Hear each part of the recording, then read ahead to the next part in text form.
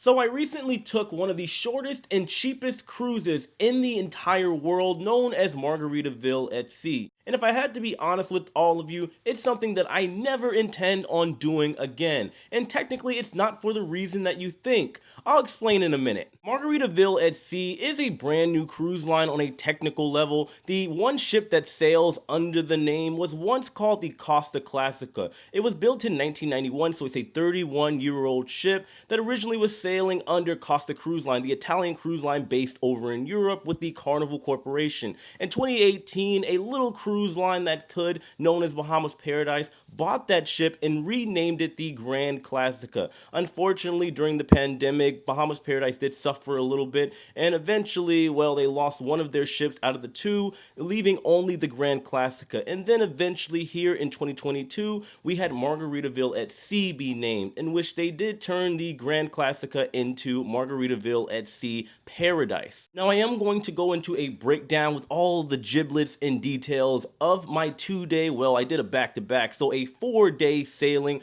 on board the Margaritaville at sea, but I'm going to be straight up with all of you and just tell you why I would never sail with Margaritaville at sea ever again.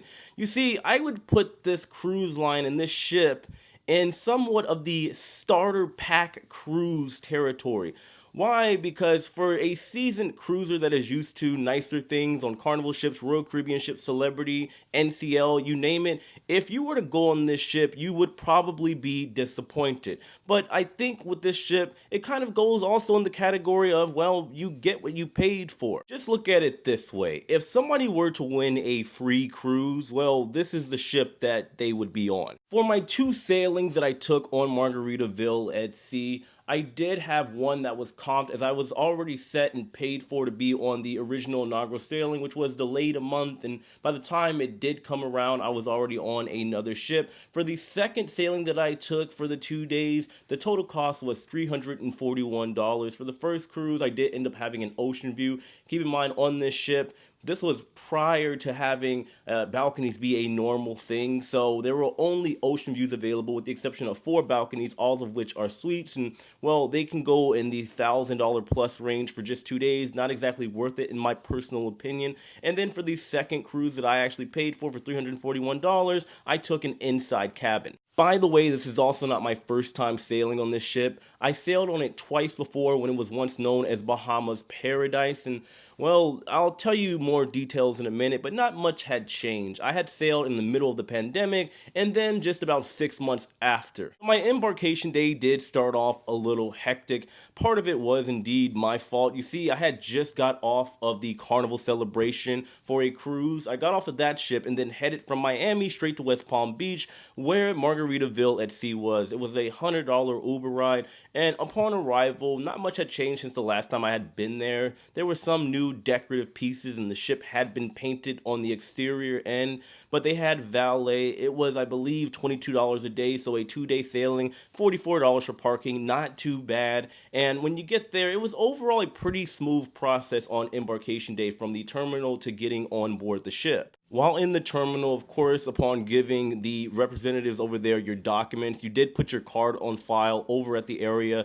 as if I remember correctly, you couldn't do it online. You also had the option to make all of your purchases as far as a drink package and the one restaurant option they had on board, the JWB Steakhouse. You could do all that in the terminal as well prior to boarding the ship. I believe they had some type of drink deal where for alcoholic beverages, you get 10 drinks for $100. As far as the steakhouse, it was $50 for your dining experience. They also had non-alcoholic beverage package. I believe at that time it was like $29-30, something around that ballpark range. One more thing, also in the terminal, they did have somewhat of a demonstration of the muster drill. This was the start of your muster drill because unfortunately it did get a little worse once you got on board.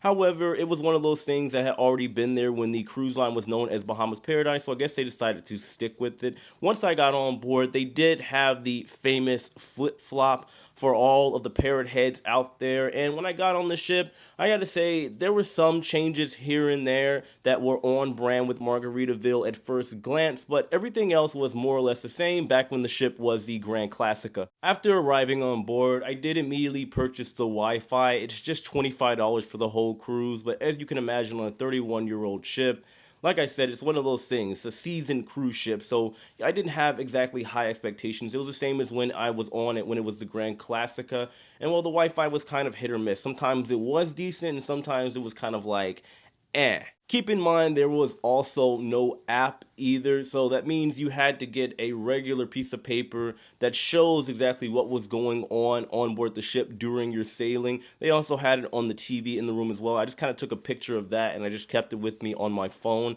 The sail away party was as good as it could be. I danced a little bit, had some fun. It was kind of like, I want to say, an overall old school. The vibe on board, I want to say, was interesting. On par with, like I said earlier, you get what you paid for. You did have some people that were, well, they didn't exactly care to be there. It was kind of like, hey, let's sit down somewhere, smoke a doobie, and have a good time. But there were also people there that it was probably their first cruise. I can just kind of tell from the vibe that they were giving off. There were some people that thought they were doing it big, which I'm not going to knock them for. You're on vacation, and some people, that's probably a once in a lifetime experience. So just understand my point here. There were people there that were still kind of like bougie, like, hey, we're doing it big. We're on a cruise. We're going to a foreign land far away from Florida, which we were going to Grand Bahama, by the way. The ship only operates from West Palm Beach, Grand Bahama, and back the following day. As far as the muster drill, they are still doing it the old school way on Margaritaville at Sea.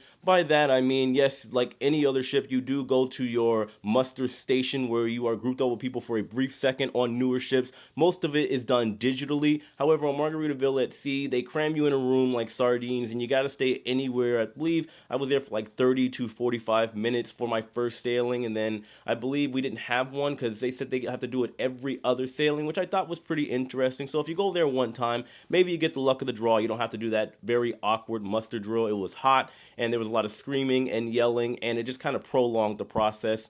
And I realized that the digital muster drill is the way to go. Getting into the food, I want to say I obviously was not blown away. Like I said, it's hard to not compare. You got to think, I go on some of the largest and newest cruise ships in the entire world. And at that time, that was my 18th cruise for the year. So yes, I was a little worn down. And like I said, naturally, I am going to somewhat compare my last cruise experience and the ones prior to the one on Margaritaville at Sea to, of course, Margaritaville at Sea. The food, I have to be honest with you, I did like it, and for a very strange reason. Just like when the cruise line was Bahama's Paradise, it kind of gave off a crew mess kind of feel. The food that we ate as a crew member, well, I kind of felt that vibe. Being fair here, Margaritaville at Sea did step up the quality of the food somewhat, but for me, it still was more or less the same. It was kind of like a crew food where I would just gather a bunch of noodles and rice and chicken and beans and fish and mystery meat like a giant concoction and put it all on my plate and then eat it. And well, I did go back for more and more throughout the entire sailing. The food does run pretty late. I believe I came there at one point at around 11 p.m. and there was still the buffet available on board. Limited selection, of course, but the option was still there. Speaking of things being open late, the hot tubs also on board that ship were open late, primarily because I believe it was an older ship and there isn't a lot for people to do. So naturally, you keep the hot tubs open, people can still have a good time and enjoy themselves. I believe they started to close around midnight, 1 a.m. It just depended on the day and who was actually manning those areas at the time. Getting into my favorite section, the entertainment and nightlife. Well, there was only one show on board. It was like a Margaritaville story of, I guess, the Lost Flip Flop and the Parrot Heads and Jimmy Buffett. It was okay. Obviously, on a 31-year-old ship, the quality was subpar. It was somewhat entertaining, though. I did go see it for both of my sailings, and, well, it was a decent show. Not something I would go back and see again. I went more so to kind of assess the situation. And then they also had a comedian on board. They shouldn't have done that. Just like when the cruise line was the Grand Classica, or Bahamas Paradise, rather, the comedians that they hired, they just shouldn't have been there at all. They weren't funny at all, and literally nobody in that room for almost all of the jokes, they didn't laugh, not even a chuckle, not even a little bit. The nightclub for both of my sailings was essentially a non-event. There were people that were there. However, it was definitely not a carnival crowd. The people there were not there to party because a portion of the ship would actually show up as far as the passengers, as far as the capacity. but they would just kind of sit around, hang out, and the only people that really would get up are maybe a few people that are around my age range, some teeny boppers that were also there. By that I mean people that were under the age of 18. And at one point, there was a really old couple. I believe they said they had been married for like 55 years or something like that. And both of them were in their, I think the wife was in her 80s and the husband was in her 90s. They got up and they shook a tail feather and it was absolutely beautiful. I would give anything to see that again. I guess the casino was fair. I don't know for sure because I don't gamble. I always say the house always wins, but there definitely weren't a lot of people in the casino throughout the entire cruise. I don't know if it's because there were a lot of people that just simply didn't gamble, or maybe it was a situation where the pot, as far as money that people could win and prizes that people could win, was not good enough for people to be attracted to those areas. But the casino just kind of was a non event as well, just like the nightclub. I did also have a lot of issues with my debit card, which was really strange to me. I have been all over the world this entire year, over 30 countries, and at that time, that was my 20th cruise between Europe and the United States. However, for some reason, my card on file kept declining all of my transactions that were taking place on the Margaritaville at sea on 9 different occasions because I counted on both of my sailings, my back to backs. I had my card get declined for buying a drink, and I was told I had to go back to guest services on deck 5, to which there was a decent line over there, people somewhat dealing with the same problem. And I did think it was strange. I was wondering what Margaritaville at Sea or Bahamas Paradise, whatever it is they were doing, it was causing my card to decline when my bank knows that I travel extensively for a living. I do know there are issues between US banks and the Bahamas for whatever reason. I was at the Bahama area during the pandemic, and I also got stuck in Nassau because my card got declined everywhere that I went. Caused a giant headache. I had to return home early. So it could be that, or maybe the way that Margaritaville is handling their transactions. I did get a sheet of my incidentals, and it was weird how it worked out, as well as on my bank statement when it comes to the confirmed and pending transactions at the time. If I would purchase a drink, it would say $12 or $10, whatever it was that I got. And then after that, there'd be an immediate additional charge of anywhere between $1 or $2 as like a service fee. So maybe that kind of flagged my bank into thinking that there was some suspicious activity going on and they would not grant the access for the card to be accepted. On top of the random charges that were trying to be charged to my bank account, I did have situations with the bar staff as well. You see, they were very pushy. If you didn't purchase that 10 drink package for $100, it's like they were kind of aggressive about it. They were shocked and in awe. Anytime I would buy a drink, they would ask me, "Oh, why didn't you buy the drink package?" I'm like, "Well, maybe I don't drink. Maybe it's not something I was interested in," but I got asked that on multiple occasions by multiple bartenders, and I felt like it was just kind of a big push and a money grab. They also asked why I didn't buy like this little boat drink thing. It's supposed to be like a bigger drink, not that much bigger. So think of like a jug, or like, let's say you remember Racetrack, they have all the little jugs that you can buy. They have something similar to that on Margaritaville at Sea. They were constantly pushing people to buy that and more drinks. And like I said, if you didn't have the drink package, well, it was kind of like they just frowned upon you for it. Oh, and real quick, we do have to circle back over to the food. I apologize. I'm sure most of you want to know about the dining experience. In the same room, they kind of have it sectioned off. They have the JWB Steakhouse. Now, I haven't gone to the steakhouse on this particular sailing. I went when it was Bahamas Paradise, and I assumed it was more or less the same.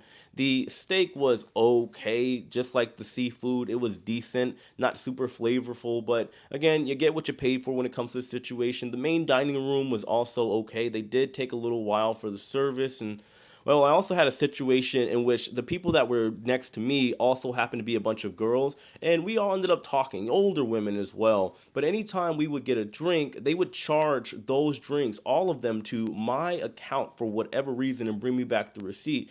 And we had to explain to them over and over again that just because I'm a man that happens to be sitting next to a group of older, beautiful, young women. That was a weird combination. It doesn't mean that I'm paying for all of their drinks. They had a bad habit of that, and that happened on both of my back to back sailings on board. Grand Bahama is not a bad place by any means. However, when you arrive there on a ship, it is very industrial. They have a shipyard over there, but they do have things you can do. They do have a resort. I believe it was the Viva Wyndham. And I also caught wind of the fact that Margaritaville had just bought another property over in that area that they're going to refurbish and make all shiny and new for, I guess, sometime in 2023. I guess they're going to make an announcement at some point. And then they also have the swimming with the pigs. I did that when the ship was Bahama's Paradise. I know I keep referring back to Bahama's Paradise, but at the same time, there's a lot of stuff that I did back then that I didn't do this time because it was literally the same exact excursions and experiences that they had on board between the two lines. My cabin or stateroom was as expected. It was okay. I have the links to a tour for both of them. I'll leave right up here.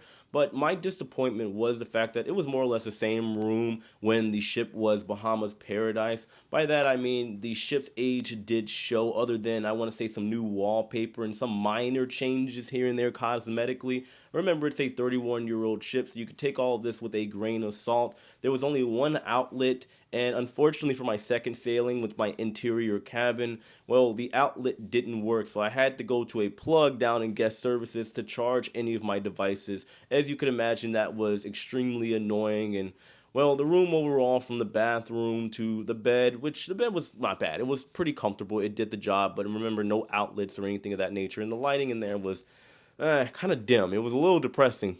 Sailing down toward the end of the cruise leading into disembarkation day, the Wi-Fi just randomly cut off for both of my sailings. I did purchase for the entire cruise. However, in the early evening hours, I want to say between 7 or 8 p.m. for both of my sailings, the Wi-Fi was just gone and I couldn't purchase any more of it. When I went down the guest services as well, they told me that the Wi-Fi was for 48 hours. As far as the embarkation process, I don't remember getting any information as far as what they were going to do with the bags or how we were going to be disembarking the ship. I think everybody there just kind of went with the flow for both of the sailings. I noticed it was kind of a train wreck here and there due to inspections, which is technically out of Margaritaville at Sea's control.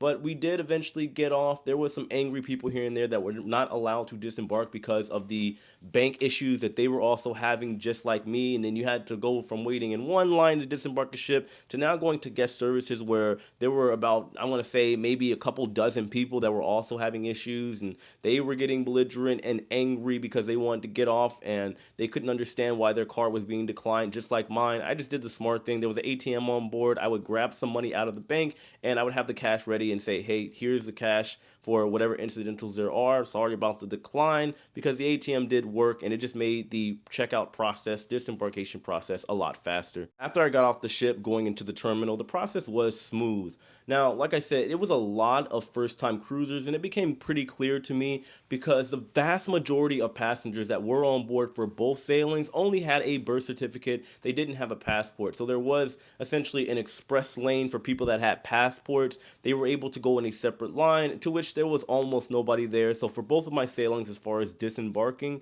well, I was able to get out there pretty quick. As far as some overall final remarks, when it came to my back-to-back, that was my first one where I would do a back-to-back on the same ship.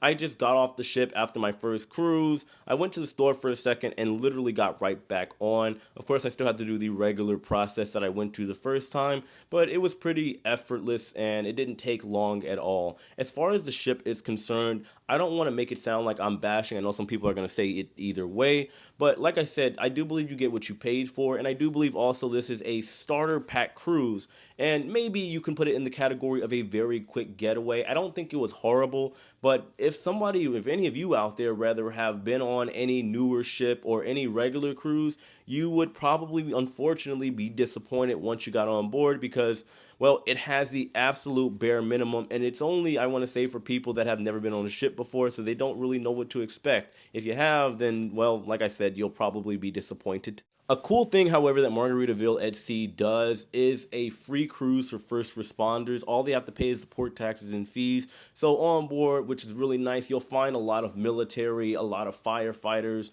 a lot of vets on board that were honestly some really nice people, some of the nicest people I had ever met. And of course, they were just happy to be able to take a vacation free of charge, with the exception of the port taxes and fees. So that is my review on Margaritaville at Sea. I've now sailed on that ship on 4 separate occasions. So I think I'm pretty much done. I explained my reason as to why. If you guys have any questions about Margaritaville at Sea, maybe something I might have missed, please let me know in the comment section below. Hit that like button on your way out. If you do happen to want to book a cruise on Margaritaville at Sea, which can be very, very difficult, their customer service is but you can check out my travel agent sponsored touring plans. They'll get you set for this cruise, or if you want to go on a Disney cruise, if you want to go to Disney World, Royal Caribbean ship, Carnival, you name it, they will help you have the ultimate vacation experience. The link will be in the description box below. As always, I love and appreciate every single one of you. Thank you for watching this video. Share it if you want to, and I'll see you in the next one. Take it easy.